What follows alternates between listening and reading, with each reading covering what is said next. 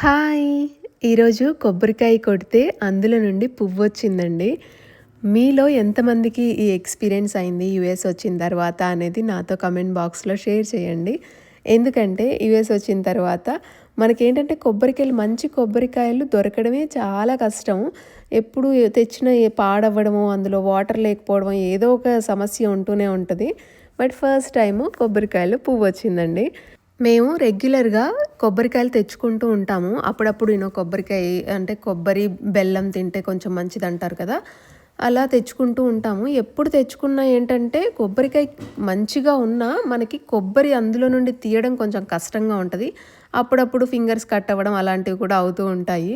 So, ఈసారి ఏంటంటే ఏం చేద్దాము అనేసి అలా రీసెర్చ్ చేస్తా ఉంటే ఒక ఒకటి ఒక టిప్ నాకు మీతో కూడా షేర్ చేయాలనిపించింది. ఇది వర్క్ అయితే. సో, వర్క్ అయింది కాబట్టి మీతో కూడా షేర్ చేస్తున్నాను. ఏంటంటే మనం కొబ్బరికాయ కట్ చేసుకున్న తర్వాత అందులో కొబ్బరి తీయడానికి ఈ ట్రిక్ అండి.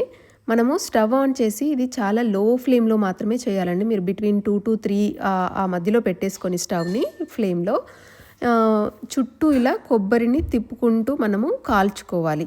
ఇది లెస్ దాన్ 1 మినిట్ మాత్రమే చేయాలండి. ఎందుకంటే మరీ ఎక్కువగా కాల్చుకుంటే కొబ్బరి కొంచెం ఉడికినట్టు అయిపోతుంది. అండ్ అలాగే ఆ ఫ్లేవర్ కూడా మనం తింటూ ఉంటే ఉడికిన స్మెల్ వస్తదనమాట. పచ్చిది రాదు.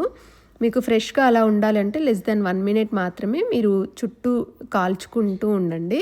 అలా ఈ రెండింటిని కాల్చిన తర్వాత నేను ఒక 10 మినిట్స్ పక్కన పెట్టాను. చల్లారిన తర్వాత అంటే కొంచెం అంటే మనం అంతగా వేడిగా ఏం చెయ్యము. జస్ట్ ఒక 10 మినిట్స్ పక్కన పెట్టేసి దాని తర్వాత ఇలా బటర్ నైఫ్‌తో నేను చుట్టూ కూడా ఇలా కొబ్బరిని కొంచెం ఇలా ఆ గ్యాప్స్ మనకి కనిపిస్తది కదా! ఆ గ్యాప్స్‌లో ఇలా ఆ బటర్ నైఫ్‌ని పెట్టి ఓపెన్ చేసేలాగా నేను ట్రై చేస్తున్నాను.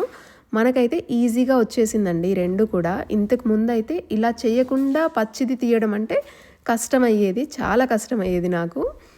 సో, ఇప్పుడు ఇలా చేసిన తర్వాత చాలా ఈజీగా అనిపించింది. అండ్ ఈజీగా వచ్చేస్తుంది చూసారా మీరిక్కడ వీడియోలో చూసినట్టుగా. ఆ పైన టెంకు అది చూసారా ఆ బ్రౌన్‌ది మొత్తం కూడా ఈజీగా ఇలా బ్రేక్ అవుతుంది. ఇప్పుడు ఇక్కడ ఇది చూసినా కూడా సేమ్ అండి. మీరేంటంటే ఇలా మొత్తం చేసుకున్న తర్వాత ఒకసారి మళ్ళీ కొబ్బరిని వాష్ చేసేసుకుంటే నీట్‌గా అయిపోతుంది. ఎందుకంటే మనం కాల్చుకున్నాం కాబట్టి ఆ బ్లాక్‌దంతా కూడా ఆ కొబ్బరి మీద పడి కొంచెం మార్క్స్ అక్కడక్కడ కనిపిస్తూ ఉన్నాయి. సో, ఇంత ఈజీగా అయిపోయిందనమాట ఈ టిప్‌తో. సో, మీ అందరికీ ఈ వీడియో నచ్చిందనుకుంటున్నాను. నచ్చితే తప్పకుండా లైక్ చేయండి.